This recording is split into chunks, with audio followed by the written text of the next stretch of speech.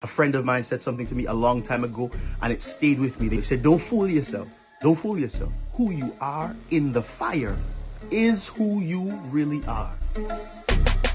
Hananiah, Azariah, and Mishael, under threat of the fiery furnace, responded to Nebuchadnezzar and told him, the God whom we serve is able to deliver us, and he will. They had faith that God could change the situation around them, the situation that they were in. They said, and even if he doesn't.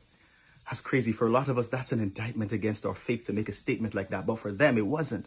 They understood something. The greatest expression of the character of God, who God is not just limited to signs and wonders, but it is found in the transformation of a life. And that's a display of true faith. For many of us, our faith gets troubled in those moments, and even if he doesn't moments. Our faith doesn't extend to a place where God may not change the external circumstance in a way that we like or we think may favor us in the moment. And when that happens for a lot of us, we don't know what to do with ourselves. Our faith is broken. Their faith was rooted and grounded not in how God could change things on the outside. They curated a faith that produced internal transformation. We may think we understand God, or we may think we have all the answers, but we don't. We don't always have all the answers. We don't always fully understand his will. Faith is not just the expectation of external transformation, but faith beyond that is a commitment. A lot of people's definition of faith sounds more like convenience and not commitment.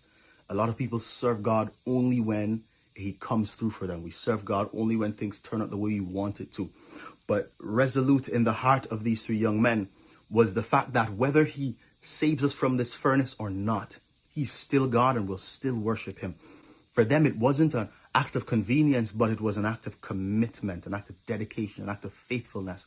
I believe in this year 2020, we're called to not just see God work and manifest his faithfulness towards us, but I also believe we are called to greater levels of commitment to God, to his work. And so it's important that we curate a faith that is not just expectant of amazing dynamic miracles, signs and wonders, but a faith that is resolute and rested in who God is and who we are in him. Whether we are standing in finely clothed linen in the king's palace, or we are ash in the bottom of a fiery furnace, because he's the same yesterday, today, and forever.